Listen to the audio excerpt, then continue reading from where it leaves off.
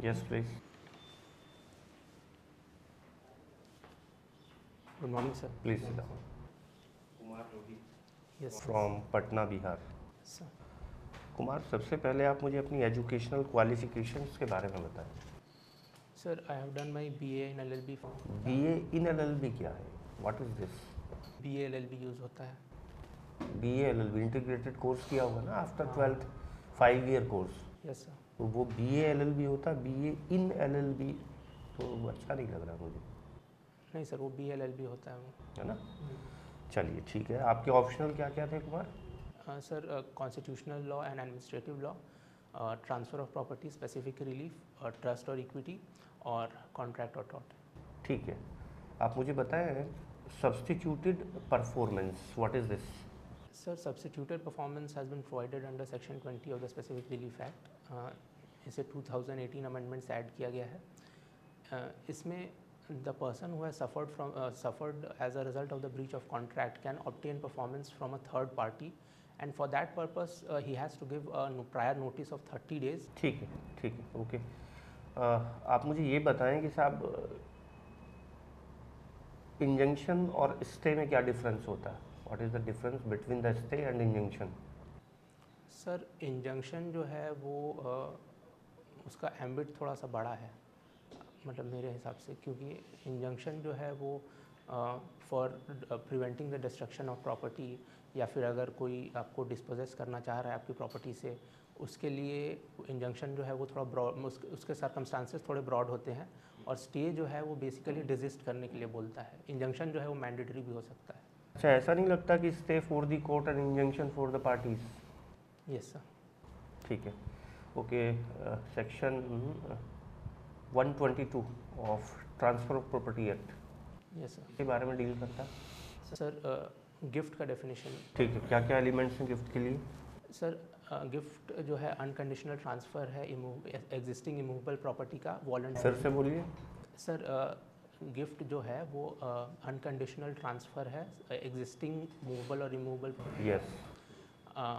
voluntarily without consideration, and it should be accepted by or behalf of the donor. Whether the delivery is required for the transfer of gift? No sir, in case of movable delivery is required. Okay. What is the difference between the hiba and the gift?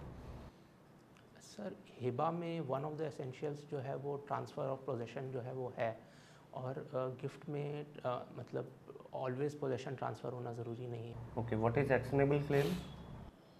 Sir, actionable claim जो है section 130 में transfer of property act के defined है. It is an unsecured money debt और right to claim movable property, right to a beneficial interest in a movable property which is in the possession of someone else. Okay. In the case of M.K. Ranjit versus Union of India, the apex court was held that. Sir, उसमें right to be protected from the consequences of environmental catastrophe, मतलब Adverse effect of environment, climate change. Yes sir. Okay. And what is the judgment of Sita Soren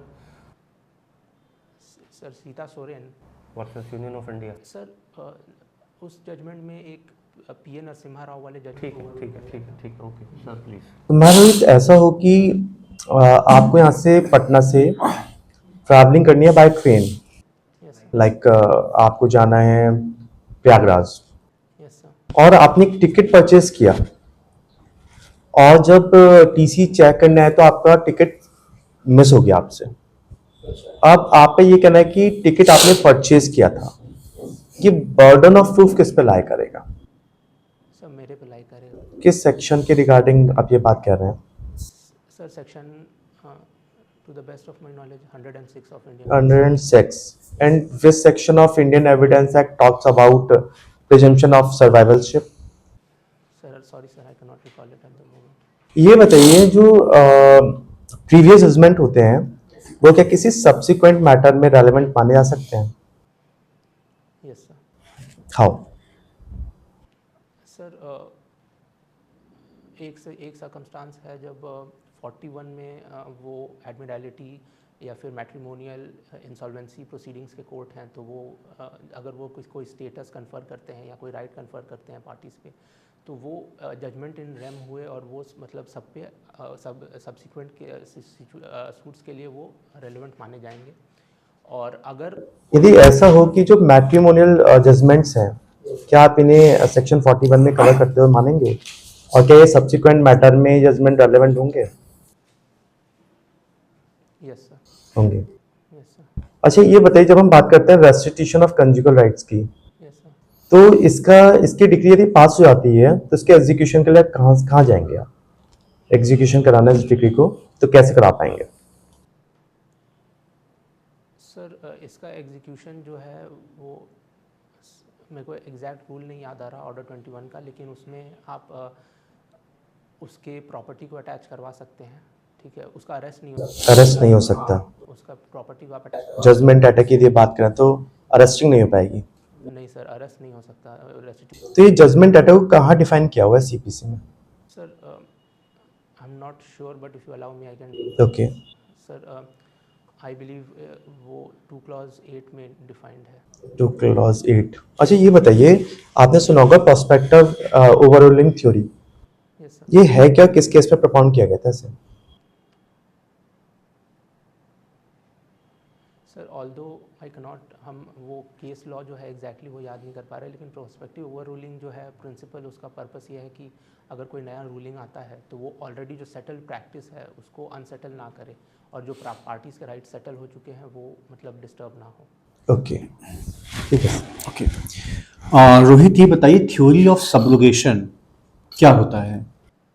sir theory of subrogation section 92 में है transfer of property act के, where if one person has made the payment of a mortgage debt, then he can be subrogated in the place of mortgagee for the purpose of recovering that amount. Okay. Bailment से आप क्या समझते हैं? Sir, bailment is the transfer of movable property from one person to another for some purpose, and when that purpose is accomplished, it has to be returned or otherwise disposed of according to the directions of that. Okay. डॉवर क्या होता है और कितने types के होते हैं, ये कुछ ऐसा जिक्र है कहीं पे? सर डावर मतलब महर को के कॉन्टेक्स्ट में डावर यूज़ होता है, और वो 2 टाइप के होते हैं, महर मिसल जो कस्टमरी डावर होता है, और महर मुसम्मा जो आपका स्पेसिफाइड डावर होता है। ठीक है, आपने प्रैक्टिस भी की है? सर एक शॉर्ट ड्यूरेशन के लिए, जब नोटिफिकेशन आने में देख। ठीक है। ये बताइए, अगर आपको भारतीय संविधान में संशोधन करना होगा तो उसके लिए आपके पास क्या क्या विकल्प हैं? सर एक तो सिंपल मेजॉरिटी से कुछ आर्टिकल्स में हो सकता है, ठीक है। हाँ। और जैसे कि अगर आपको कोई स्टेट्स के बाउंड्रीज वगैरह ऑल्टर करने हैं, ठीक है, तो और एक है स्पेशल मेजॉरिटी, जो majority of the members majority of the total members plus 2/3 majority present and voting, और जो फेडरल प्रोविजंस हैं उसमें अगर अमेंडमेंट करना है तो उसके लिए 1/2 ऑफ द स्टेट लेजिस्लेचर्स के कंसेंट की भी ज़रूरत होती है। एब्सोल्यूट लायबिलिटी क्या होता है?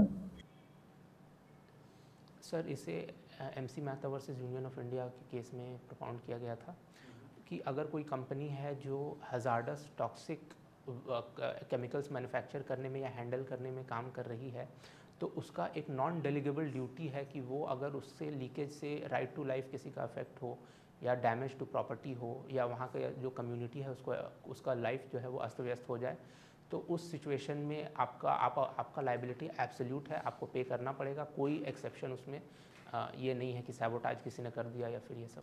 चलिए, ये कॉन्सेप्ट क्या है आप ये बता दीजिए। सर मैं ऑल्दो एग्जैक्ट सेक्शन रिकॉल नहीं कर पा रहा, लेकिन अगर आप मेरे को एक चांस देंगे गेस करने का तो आप गेस कर लीजिए। अगर सेक्शन आप ना बता पाए तो आप कॉन्सेप्ट भी बता सकते हैं। आई बिलीव सेक्शन 116 है साक्ष्य अधिनियम के, जो ये आपका लेजिटिमेसी ऑफ चाइल्ड के बारे में बात करता है। अगर if a child is born during the subsistence of a valid marriage between a woman and another man, और within 280 days of the dissolution of the marriage and the mother remaining unmarried, then it shall be presumed that the child is the legitimate child of that person, unless it can be proved that there was non-access between the husband and wife in that case. ठीक है, शुक्रिया sir. Rohit जी, Yes, comfortable हैं आप आगे? yes sir. MP और MLA में क्या फ़र्क होता है? Sir MP members of parliament जो आपके लोकसभा और राज्यसभा के होते हैं, और MLA हैं मेंबर्स ऑफ लेजिस्लेटिव असेंबली, जो आपके स्टेट असेंबलीज में होते हैं। डिस्क्वालिफिकेशंस ऑफ MPs बताइए। Sir, if he is holding an office of profit which is not exempted, or if he is not a citizen of India, if he has been declared as a person of unsound mind, if he is an undischarged insolvent, or if he owes any allegiance to a foreign government, or he is not a citizen of India, or if he is disqualified under Representation of People's Act. Okay, very good. आप बिहार के पटना से हैं। Yes, sir. Patna को पहले किस नाम से जानते थे? पाटलिपुत्र। पाटलिपुत्र किसने रखा था ये नाम? Sorry sir, I can not recall. Patna जो है वो कौन सी नदी के किनारे पर है? सर गंगा। हरिद्वार आपने नाम सुना होगा। Yes sir. प्रयागराज सुना है, बनारस सुना है, भी गंगा के किनारे पर है। Yes sir. परंतु इनकी धार्मिक महत्व काफ़ी है कंपैरेटिवली पटना के, ऐसा क्यों? सर हरिद्वार वगैरह को मतलब वो एक ऐसा एरिया है जहाँ पे गंगा जो है वो प्लेन्स में एंटर करती है, तो उसका एक स्पेशल सिग्निफिकेंस है। और वहाँ पे एंशिएंट टाइम से बहुत सारे प्लेसेस ऑफ वर्शिप हैं हिंदूज़ के लिए। और और वाराणसी जो है वहाँ पे भी मतलब ऐसा बिलीफ है कि अगर वहाँ पे अगर किसी का मतलब दाह संस्कार वगैरह होता है तो उसे मुक्ति मिलती है। और ये कुछ रीज़न्स है जिसके चलते उनका एक स्पेशल रिलीजियस सिग्निफिकेंस है। और ओके, आपकी हॉबीज़ क्या हैं? सर मुझे रीडिंग और स्केचिंग अच्छा लगता है। अभी क्या पढ़ के आए हो आज? सर मैं अभी रिसेंटली लिमिटेशन एक्ट थोड़ा पढ़ रहा था। ओके, आप मुझे बताएंगे कि किसी ट्रिब्यूनल से कोई जजमेंट पास हुआ, यस सर। क्या उसकी अपील की जा सकती है सुप्रीम कोर्ट में या हाई कोर्ट में? Sir in the case of honourable high courts article 227 के अंदर पिटिशन हो सकता है सुपरवाइजरी जुरिस्डिक्शन में। और इन the case of the honourable supreme court article 136 के अंदर स्पेशली पिटिशन हो सकता है। आर्टिकल 137 क्या है? सर ऑनरेबल सुप्रीम कोर्ट के रिव्यू के पावर्स हैं उसमें। एंड आर्टिकल 13 क्या है? आर्टिकल 13 सर उसके अंदर लॉ जो टर्म है उसका डेफिनेशन है। और pre constitutional laws which are inconsistent with the provisions of part 3 of the constitution are declared void, and also it has been stated that parliament cannot make a law after the commencement of constitution which takes away or abridges fundamental rights. Okay, आप ये बताइए आप जज क्यों बनना चाहते हैं? Sir जब से मैंने लॉ स्कूल में जब से मैंने मतलब एनरोलमेंट कराया था तभी से मेरा एक ये था कि मैं एक क्योंकि जुडिशरी जो है वो एक मतलब रूल ऑफ लॉ में कॉन्फिडेंस के लिए जुडिशरी का एक बहुत इंपॉर्टेंट प्लेस है।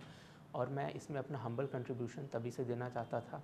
और प्लस मैं ऐसा मानता हूँ कि मैं एक अच्छा लिसनर हूँ, पेशेंट लिसनर हूँ, तो मेरा टेम्परामेंट भी अकॉर्डिंग टू मी इसके लिए सूटेड है। ओके, मेरा लास्ट क्वेश्चन है, आप ये बताइए एडमिशन नंबर और एनरोल्ड नंबर इन दोनों में क्या फ़र्क होता है? Sir admission number I believe जो आपने एप्लीकेशन डाला होगा उसका नंबर एक अलॉट होता है। और रोल नंबर जो है जब आपका एनरोलमेंट हो गया तो आपको एक वो इंस्टीट्यूट की तरफ से एक रोल नंबर मिलता है। चलिए please. Any 4 example of bailment? 4 examples of bailment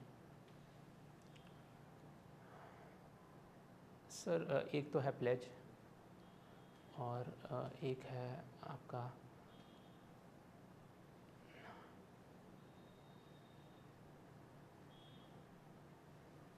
sir when a particular item is given for the purpose of repair, or it is given for the purpose of carriage, और generally बता दीजिए ऐसे ही कि मैंने अपना कोट ड्राई क्लीन के लिए दिया है, इट इज़ ए बेलमेंट। मैंने अपना कोट सिलाई के लिए दिया है, इट इज़ ए बेलमेंट। मैंने अपनी पैंट सिलाई के लिए दी, इट इज़ ए बेलमेंट। मैंने अपनी वॉच सही करने के लिए दी, इट इज़ ए बेलमेंट। मैंने अपना स्पेक सही करने के लिए दिया, इट इज़ ए बेलमेंट। इतना काहे का कन्फ्यूजन दोस्त? अभी आप लिमिटेशन एक्ट पढ़ के आए। सर थोड़ा बहुत Section 3 of the Limitation Act says the limitation bars the remedy, not the right. Yes sir. But Section 27, it's exception. Yes sir. and propound a concept of adverse possession. Yes. So what is the adverse possession, and is there any advancement through the judgment of the Supreme Court in this concept? Sir, the concept of adverse possession states that if you are in open, exclusive and hostile possession of a property for 12 years, then the person who was at that time the owner of the property, his title will be extinguished and your title will be created in that property. Title will be extinguished. किस case में बोला गया है?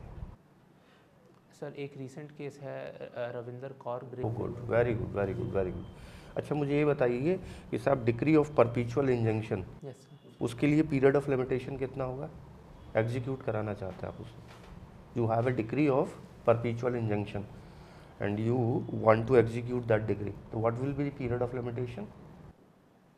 Sorry sir I can not. अच्छा, you want to set aside the ex parte decree under order 9 rule 13. Yes sir. So what would be the period of limitation? Sir I think 3 months है. 3 months or 30 days? Sorry sir मैं sure नहीं हूँ लेकिन. बस one last question. In case of trust, yes sir. you are the beneficiaries yes sir. and you want to file a suit against the trustee. What would the period of limitation? Section 10 of limitation है. Sir कोई limitation period नहीं है. Very good, very good. अब आप जा सकते हैं. Thank you sir, thank you sir, thank you sir.